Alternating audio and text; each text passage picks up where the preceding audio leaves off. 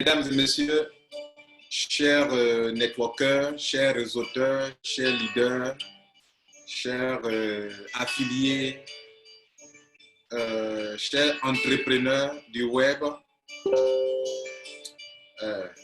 j'aimerais, avec ma petite expérience, vous apporter, vous entretenir sur un sujet important, celui de savoir comment démarrer son business de façon efficace, à ce que même si je commence 1 an après les autres, 2 ans après les autres, comment m'y prendre pour que je puisse vraiment réussir.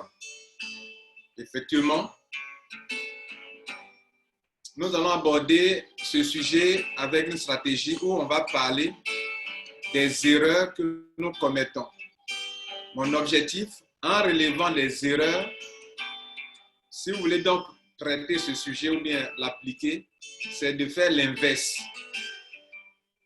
Par exemple, on a tendance à vous dire que si vous voulez devenir riche, il y a des comportements que les pauvres ont que vous ne devrez pas avoir. Donc, celui qui veut être riche, on te dit que ne fais pas ça, ne fais pas ça, ne fais pas ça. En ne faisant pas ça, tu es en train de te dissocier du comportement qui appauvrit. C'est la même technique qu'on va utiliser ici. On va vous montrer ce qui fait que beaucoup de personnes échouent dans le marketing de réseau, dans les affiliations. Et puis après, elles sont frustrées, elles en veulent à tout le monde, elles insultent tout le monde. Et dans l'annonce de cette vidéo, j'ai dit que si vous pouvez mettre de côté votre orgueil, effectivement c'est vrai. Tant que vous ne réalisez pas que vous êtes à la base de votre propre échec dans la vie de façon générale, vous n'allez jamais prendre l'envol. Tant que vous ne changez pas cette attitude qui est de voir que ce sont les autres qui font que vous ne réussissez pas, ce sont les filleuls qui font que vous ne réussissez pas, ils sont les paresseux, ou bien ce sont vos parrains, vos uplines qui sont paresseux, qui ne sont pas bien, ils ne sont pas solidaires, ils sont méchants. Tant que c'est comme ça, vous allez voir la chose. Ou bien si ce n'est pas le filleul que vous accusez, c'est l'entreprise que vous accusez. Si ce n'est pas l'entreprise que vous accusez, ce sont les parents que vous accusez. Si ce n'est pas les parents que vous accusez, c'est l'environnement sociopolitique que vous accusez.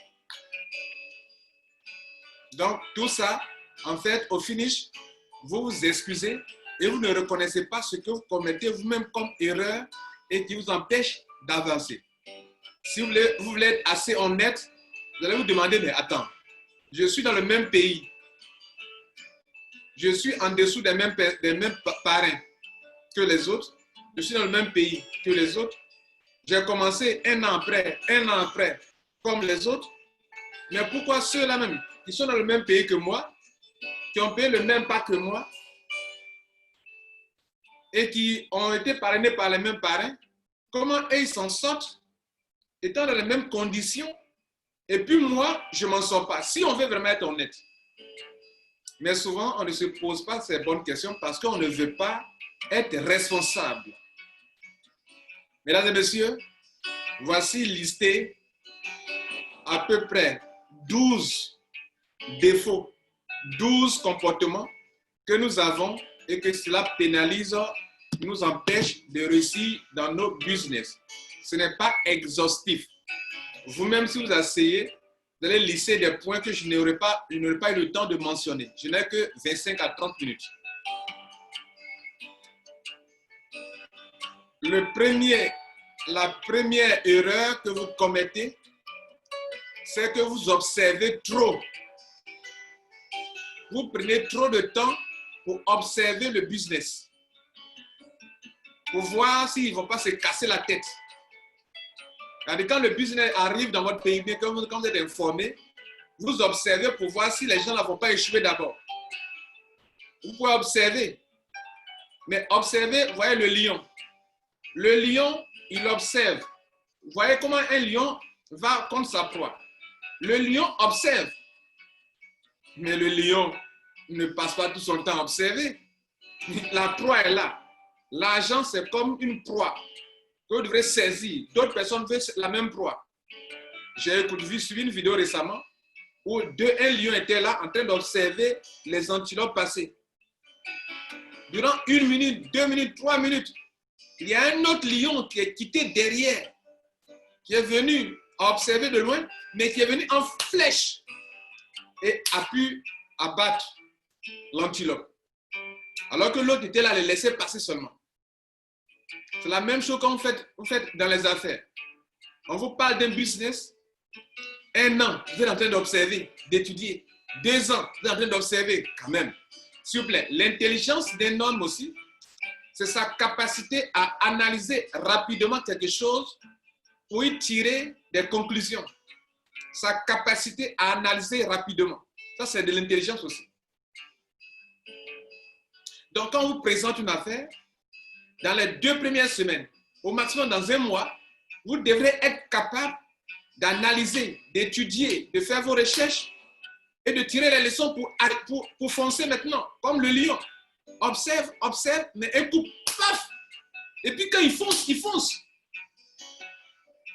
Il ne fonce pas légèrement, parce qu'il a pris tout ce temps-là pour observer d'abord. Et quand il doit foncer, il fonce vraiment. Voilà une bonne image. Donc le premier défaut, vous observez trop, vous analysez trop, vous réfléchissez trop. Vous ne pourrez pas tout maîtriser quand vous êtes en dehors du business. C'est quand vous êtes dedans que vous allez découvrir les choses. Donc à l'extérieur, il faut voir le concept. Est-ce que le concept est bon? Est-ce que ce n'est pas du pyramidal? Est-ce qu'ils ont un produit, un vrai produit? Ils ont de vrais services qui vont durer longtemps? Tant que ce besoin va exister dans la vie des gens, les gens viendront acheter ce produit, ce service, et ils vont se faire de l'argent. Et la compagnie se fera de l'argent. Si la compagnie peut se faire de l'argent, moi je me ferai de l'argent. Donc observer, ce n'est pas mauvais. Mais c'est le temps que vous mettez à observer.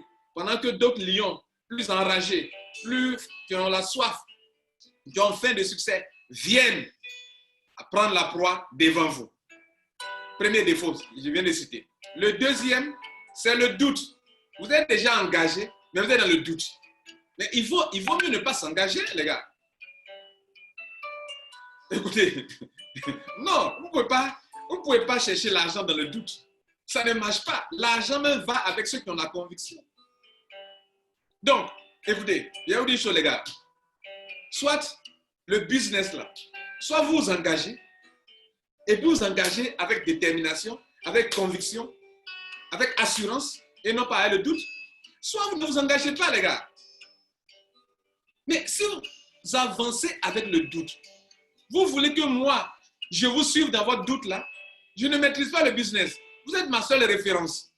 Vous êtes en train de me parler. Je vous pose des questions qui montrent que si tu es trop convaincu de ton business, mais je sens que tu as des réticences, tu as des méfiances toi-même. Mais tu veux que moi je m'engage?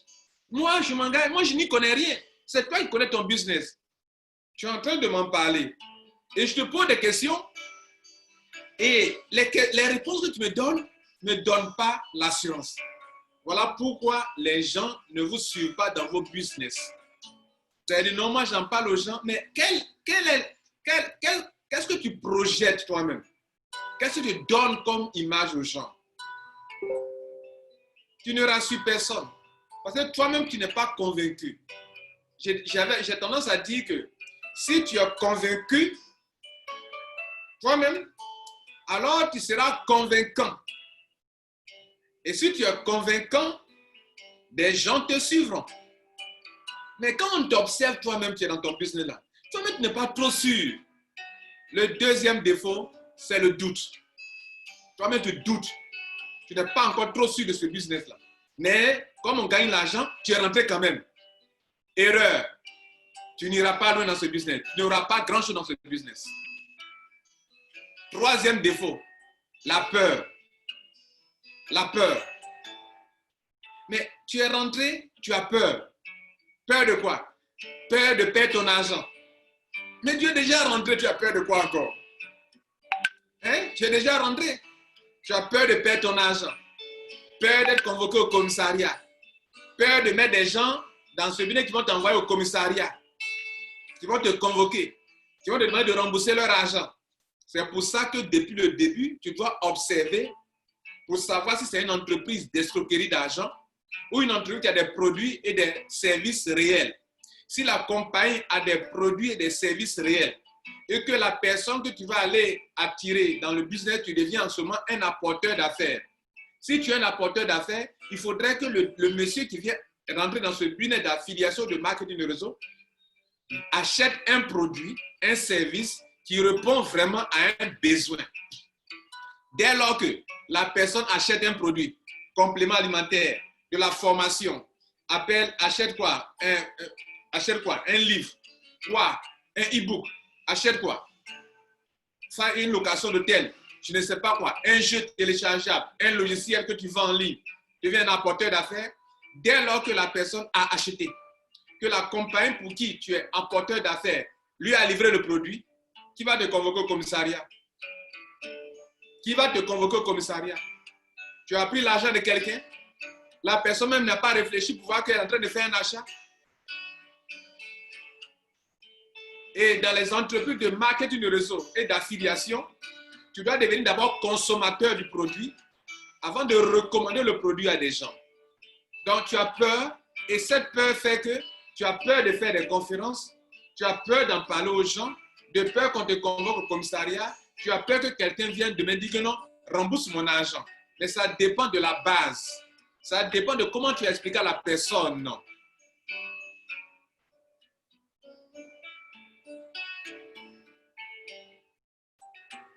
Troisième défaut, c'est la peur.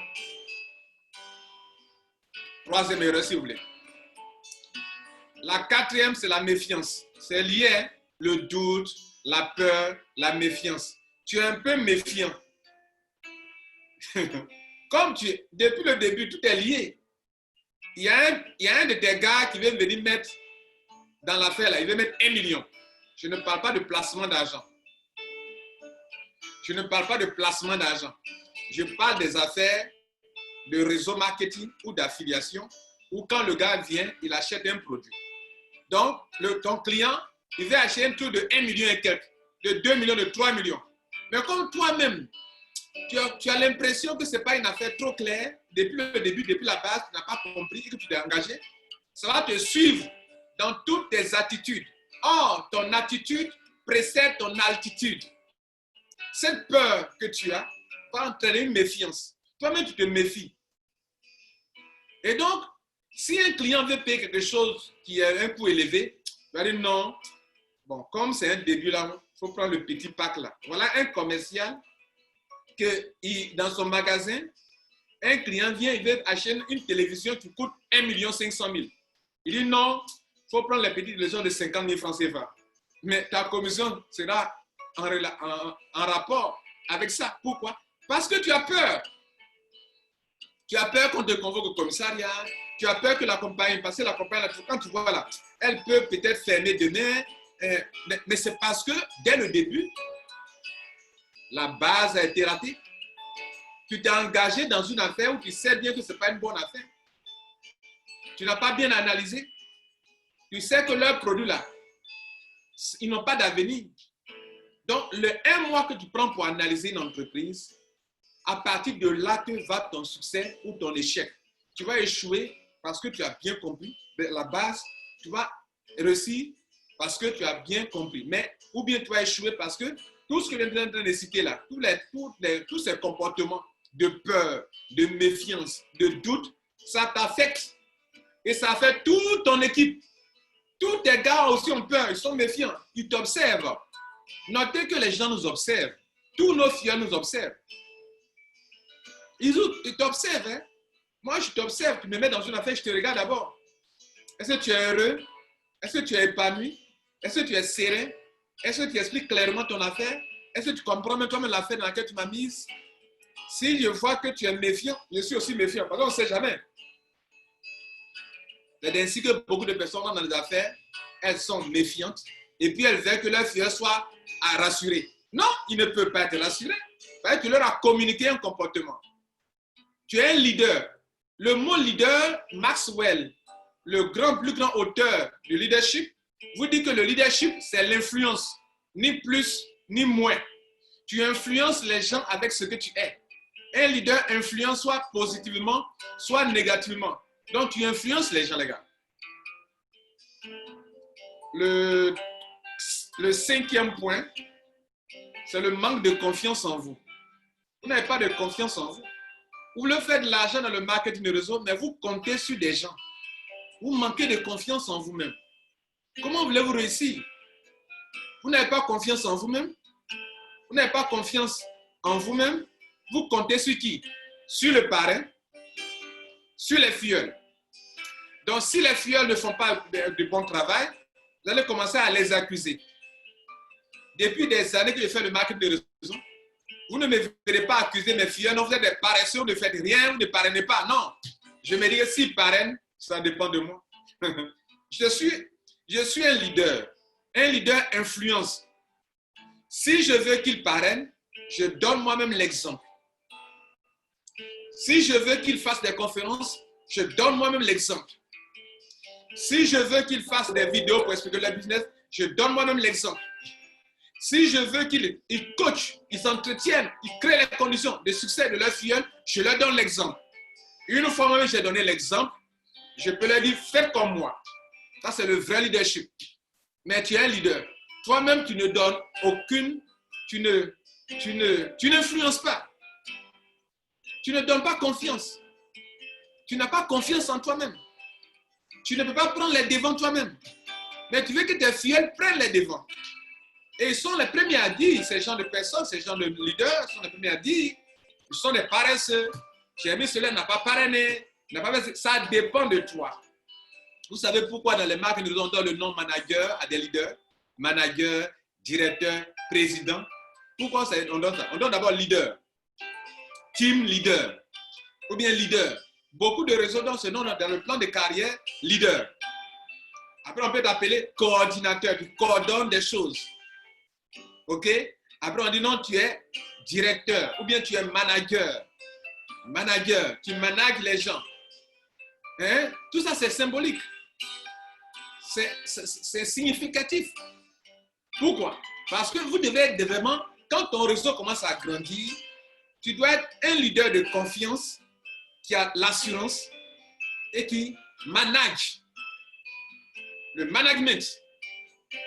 Mais tu n'as aucune confiance ni dans la compagnie, ni en tes membres, ni en ton upline, ni en toi-même. Et tu veux réussir. Tu as menti. Tu ne peux pas réussir ici dans le marketing de réseau. Tu ne peux pas. Tu ne peux pas. Tu ne peux pas, mon frère. Tu ne peux pas, ma soeur. Tu ne peux pas. Tu vas impacter qui? Tu vas impacter qui? Regardez dans le monde entier, les gens suivent ceux qui savent pourquoi ils sont là en train de faire les choses. Les gens suivent ceux qui savent pourquoi ils sont là. Les gens ne suivent pas des gens qui veulent les emmener à l'abattoir. Au tout début, on peut t'observer pour voir si tu es vraiment sûr de ta chose. Si les gens se rendent compte que tu es vraiment sûr de ta chose et que tu produis des résultats, ah oui, tu vas faire quoi? Tu vas influencer. Excusez-moi, je vais brancher mon... Excusez-moi. Mon ordinateur n'est pas branché.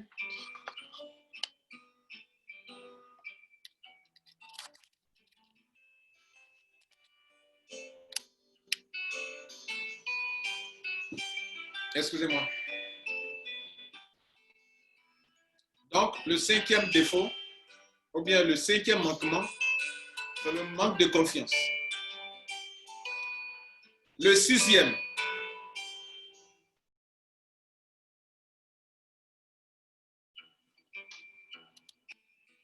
excusez-moi.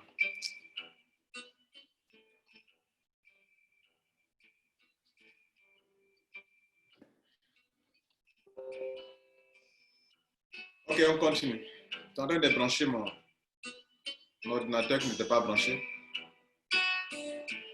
Je disais que le cinquième, c'est le manque de confiance. Le manque de confiance. Et le sixième, c'est vous n'êtes pas actif dès le départ. Au départ, quand vous commencez votre business là, vous n'êtes pas... C'est-à-dire vous commencez lentement. Non, hein, les gars. On commence le marketing de réseau selon les thèmes de Eric Warren. On démarre comme on démarre un avion. L'avion, on démarre en trompe, en toute vitesse. Quand si vous prenez un avion, vous allez voir que le pilote Je vais donner l'exemple, je vais faire comme s'il accélérait. Il est sur place, l'avion n'a pas encore bougé, mais il accélère. Il accélère alors que l'avion n'a pas encore bougé.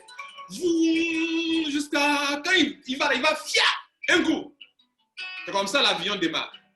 L'avion ne démarre pas comme tranquillement là. Non, l'avion, il chauffe le moteur jusqu'à quand il lâche là, l'avion va paf, un coup. Comme ça, un avion prend l'envol.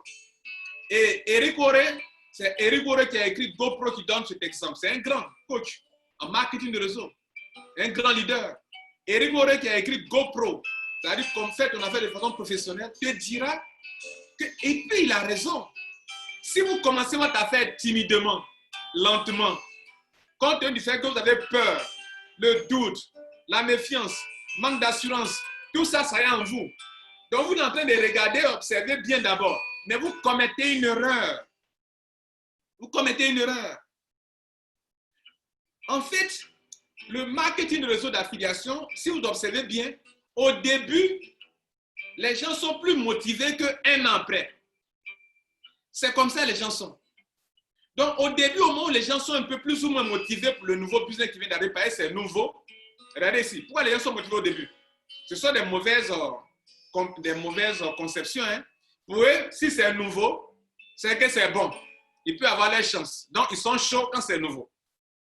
Pour eux, quand c'est nouveau, c'est là où on peut gagner beaucoup d'argent. Donc, ils sont déterminés quand c'est nouveau. Pour eux, comme c'est nouveau, ils vont avoir des parachutages venant de leur upline. Donc, ils sont chauds quand c'est nouveau. Et c'est dans ce contexte-là que vous enregistrez. Mais si tous vos gars ont cette conception qui fait qu'ils sont motivés, c'est là aussi où on touche ce début que toi, tu peux aller en flèche avec cette motivation qu'ils ont de se faire de l'argent dans les 6 premiers mois. C'est là où tu devrais foncer. Mais non, la plupart des gens, ayant eu tout ce qui est cité là, vont aller lentement, pour on ne sait jamais, peut-être que ce n'est pas une bonne compagnie, mais ce n'est pas maintenant qu'il faut se dire ça. C'est lorsque tu es en dehors que tu dois faire ces calculs. Ce n'est pas quand tu es dedans que tu dois faire ces calculs. C'est en dehors que tu analyses pour voir si c'est bon ou c'est pas bon. De ce qu'une fois que tu fonces, tu fonces. Beaucoup ne font pas ça. Qu'est-ce qu'ils vont faire? Ils vont attendre un an. Un an. Pendant que des gens ont eu des millions. Hein? Donc c'est vrai alors. Moi, je suis dedans, mais je n'étais pas trop chaud. J'étais dans l'affaire là, mais je n'étais pas trop chaud. Pourquoi ils ont attendu? Ils ont attendu pour voir si vraiment c'est une bonne affaire. Ça leur aura coûté déjà 1 an, 2 ans. En 1 an, 2 ans, beaucoup de millions de personnes dans ce business ont atteint leur niveau, à le niveau où ils vont commencer à se démotiver. Pourquoi? Parce qu'en 2 ans, d'autres n'auront pas eu de l'argent. Vous comprenez, non? Donc, ils commencent à être découragés. Et comme ils commencent à être découragés parce qu'ils n'ont pas eu l'argent, mais ayant eu ces comportements-là, ils vont commencer à affecter les gens avec leur business, leur comportement. Bon, moi-même là, je regrette. Moi-même là, je suis déçu. Donc, ils vont commencer à distiller de mauvaises informations négatives contre la compagnie. Donc, dans la 2e année, toutes les compagnies de réseau marketing ont des problèmes. 2e année. Observez bien, c'est personnel que je parle. Hein. 2e année, tous les gens auront, la plupart des gens auront fait leurs preuves et d'autres ont eu beaucoup d'argent, d'autres de façon moyenne, d'autres par rapport à ces comportements en train de citer n'ont rien eu. Et comme ils n'ont rien eu, ils sont déçus. Et ils vont commencer maintenant à décourager d'autres personnes. Ils vont commencer maintenant à chercher d'autres business qui viennent nouvellement d'arriver pour aller tenter encore leur chance avec les mêmes tares, les mêmes comportements. Ils vont prendre ça pour aller commencer encore là-bas. Et 2 ans après encore, ils seront dessus. Voilà comment des gens répètent les mêmes erreurs et ne réussissent pas. Alors que dans le même business, d'autres peuvent venir encore se frapper, se faire de l'argent. Dieu merci, on est en train de faire une formation là-dessus. Donc, vous devrez agir comme un lion. Vous observez le lion, comment il chasse. Il observe sa proie comme ça. Il observe, il regarde. Mais quand le lion dit qu'il va attaquer, non, il attaque. C'est comme ça vous devrez vous comporter, comme un lion. Eric Oré parlait de l'avion. Mais moi, je vous donne un exemple. Il faut observer d'avance. Et quand tu fonces, tu n'abandonnes plus. Détermination. Bien, le 30 du temps en avance. Le 7e, c'est l'ignorance. Si vous voulez faire ce business, vous ignorez le concept du business. C'est quel genre de business? Quel est le concept? Vous ignorez. Celui qui a créé ce business, il s'est assis, il a réfléchi. Il s'est rendu compte qu'il y a un concept nouveau qu'il faut qu'il crée pour mettre le business en place, pour avoir ce qu'on appelle un positionnement. En marketing, on parle de positionnement. Comment il va se positionner? Par exemple, quand on prend les compagnies telles que, j'ai cité certaines compagnies de marque de réseau, Asira. Asira, c'est une compagnie de marque de réseau qui s'est positionnée avec un concept nouveau. Krawan, c'est un système d'affiliation qui se positionne avec un concept nouveau. Donc, quand on parle de Krawan, mon idée va sur quelque chose. On appelle ça le positionnement. Quand on parle de Asira, mon esprit va sur un autre concept. Quand on parle de IM Academy, mon esprit va sur quelque chose. Vous comprenez? Donc, quel est le concept de la compagnie? Vous ne devrez pas l'ignorer. On est en train de parler de l'ignorance. Ignorant de 3 choses importantes. Vous ignorez le concept de la compagnie et puis vous le faites de l'argent. Ça ne marche pas. Vous ignorez le plan business. Vous ne maîtrisez pas le plan business. 1 mois d'études, c'est pour connaître le plan. C'est-à-dire, moi, en tant qu'apporteur d'affaires, comment est-ce qu'on me rémunère? D'où la maîtrise du plan. Mais vous ne maîtrisez pas le plan. C'est comme si un commercial ou un homme d'affaires ou un employé, on va le recruter pour travailler dans une entreprise, on signe un contrat, il ne lit pas le contrat. Il ne sait pas comment on va, dans quelle sauce on va le manger. Tu dois savoir tes droits et tes devoirs. Tes droits, c'est quoi? Tes devoirs, c'est quoi? La compagnie dit, toi, tu es apporteur d'affaires dans mon business. Si tu fais ça, je te donne ça. Si tu atteins tel niveau, je te donne ça. Si tu fais ça, je te donne ça. Puisque ce n'est pas des placements d'argent. Donc, tu dois faire quelque chose avant d'obtenir quelque chose. C'est quelque chose que tu dois faire pour obtenir quelque chose que des gens viennent dans les réseaux marketing, ne font rien, ils déposent leur argent, ils sont assis, ils ne font pas ça, et puis après, ils disent non, je suis dessus, je n'ai rien eu. Mais est-ce que ce que tu dois faire pour l'avoir, si tu l'as eu? Je vais donner un exemple, par rapport au cas de, je ne vais pas citer les compagnies, mais un exemple typique. Krawan. Quand tu viens à Krawan, il y a 2 choses importantes que tu dois faire. La compagnie te dit, si tu as beaucoup de points, ça te qualifie dans les grades. Et je te paye chaque mois par rapport à ton grade. La compagnie dit, si tu acquiers beaucoup de Krawan Reward, qu'on appelle à l'époque Honor Right, chaque 3 mois, je te paye en fonction de cela. Et donc, ceux qui ont pu travailler le travail qu'il faut et qui ont eu beaucoup de points, ils ont eu des grades et ils ont été qualifiés dans les poules supérieures. Donc, chaque mois, quand on paye, ils gagnent quelque chose d'intéressant. Des autres personnes aussi qui ont eu beaucoup de Krawan Reward, ils ont la qualification pour être bien payés trimestriellement. Si tu as fait ça, je te paye. Mais tu viens, tu ne connais même pas le plan, mais tu as déposé l'argent parce que tu as entendu qu'on gagne l'argent. Mais tu ne cherches pas à savoir cette compagnie-là, dans laquelle j'ai mis mon argent là. Quelle est mon obligation? Quel est le travail que je dois faire avant d'avoir l'argent? Pour toi, on gagne l'argent, on parraine. Si tu parraines 3 personnes, tu gagnes l'argent. Tu as parrainé de 3, tu n'as pas eu l'argent, tu te plains, on t'a escroqué. L'ignorance du plan. 3e chose que vous ignorez, le back-office. Le back-office, c'est ton bureau de travail. Si tu viens dans un réseau marketing, dans un business, les premiers mois, ton premier travail, c'est d'étudier ton back-office, ton bureau. Tu ne connais pas ton bureau, tu vas travailler comment? Tu ne connais pas ton bureau de travail. Et souvent, on dit non, c'est en anglais. Tu dois l'étudier, même si c'est en anglais. Parce que c'est ton bureau de travail. Voilà la 7e chose que vous faites, pour laquelle vous ne réussissez pas. Il me reste 2 minutes. Vous êtes à 10h05. La 8e chose, ton absence de leadership. Ton absence de leadership. Un leader, c'est celui qui veut aider les autres à réussir. Un leader, c'est celui qui voit la route et dit aux gens, suivez-moi, je vais créer les conditions pour que vous réussissiez. Observez-moi.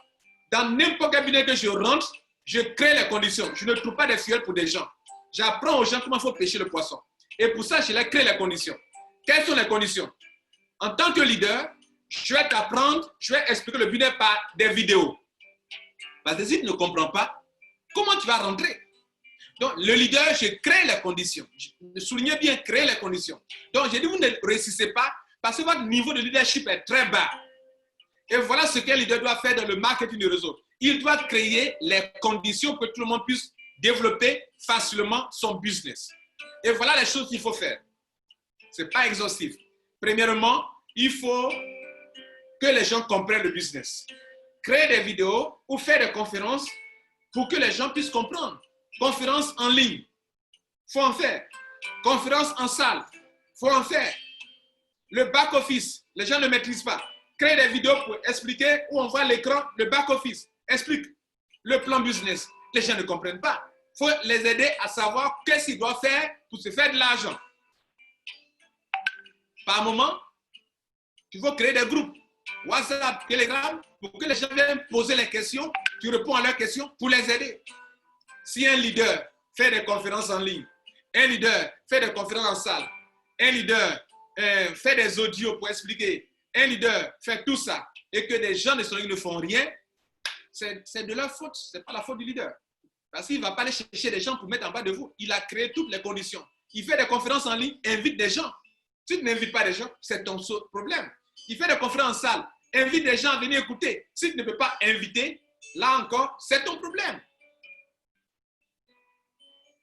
Il fait des vidéos pour t'expliquer le plan business. Tu n'as pas le temps pour t'asseoir, pour écouter, pour suivre.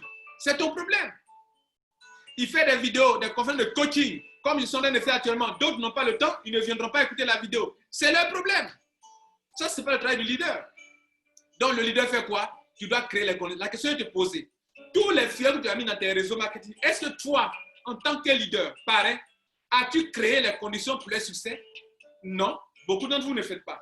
Et votre succès dépend du succès de vos fioles. Tu ne peux pas réussir dans le marketing de réseau si tes fioles ne maîtrisent pas, s'ils n'ont pas compris. Donc, moi, personnellement, j'ai compris que dans le marketing de réseau comme dans l'affiliation, si mes fioles réussissent, je réussis. Donc, que vais-je faire pour réussir moi-même? Je dois aider. Aider, c'est créer les conditions pour chacun de mes fioles pour qu'eux puissent réussir. C'était la 8e chose, votre absence de leadership. Le 9e point, c'est ton manque, non, pardon, excusez-moi. Ton absence de leadership, on vient d'expliquer. Le 9e point, c'est ton manque de responsabilité. 9e erreur, manque de responsabilité. Alors, comment on explique cela? Voilà des gens qui rentrent dans un business, ils sont aux aguets. C'est-à-dire, s'il y a un problème, mon parrain, rembourse mon argent. Mais tu manques de responsabilité. Et tu es là, tu es prêt à accuser ton parrain pour prendre l'argent pour qu'on te rembourse. L'argent que tu as payé dans le business, c'est ton parrain qui a pris l'argent. Si tu as donné ton argent au parrain qui n'a pas investi dans ton investi, ça veut dire que si tu n'as pas payé le pack, le produit ou le service, là, tu peux parler de remboursement. Mais tu viens faire un business, marketing de réseau, affiliation. On te dit clairement que pour faire là, tu dois payer quelque chose, tu dois être d'abord client de la compagnie. Et comme tu es satisfait du produit, tu vas le recommander à des gens en tant qu'apporteur d'affaires. Et on te met dans le business.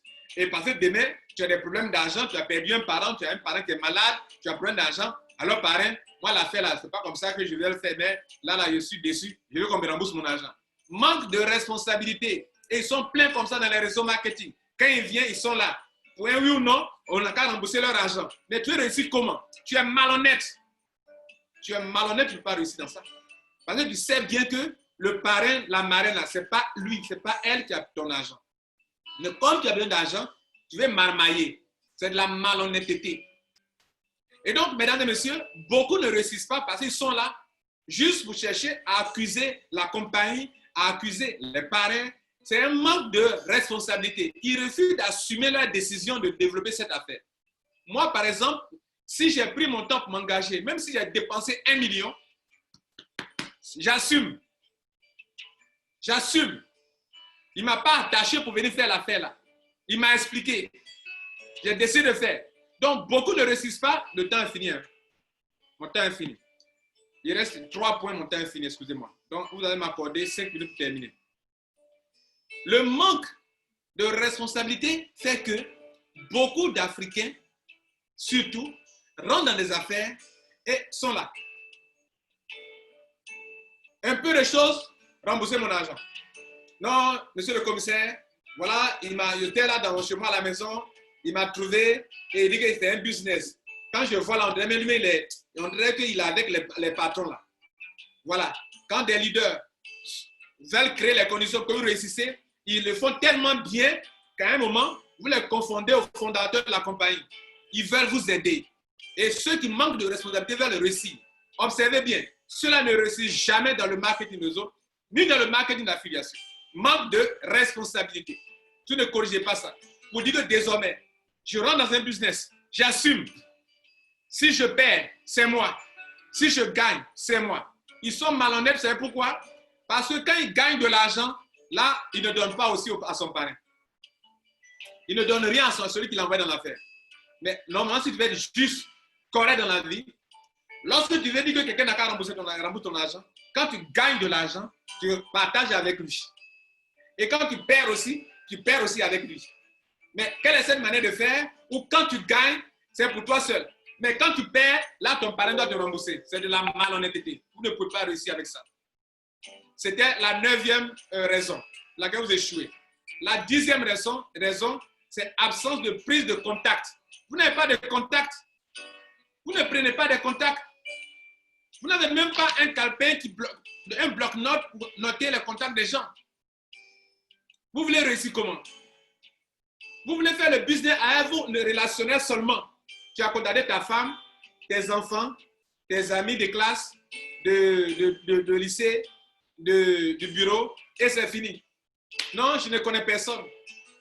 Mais à l'anniversaire, c'est bourré de monde. Mais ce n'est pas comme ça.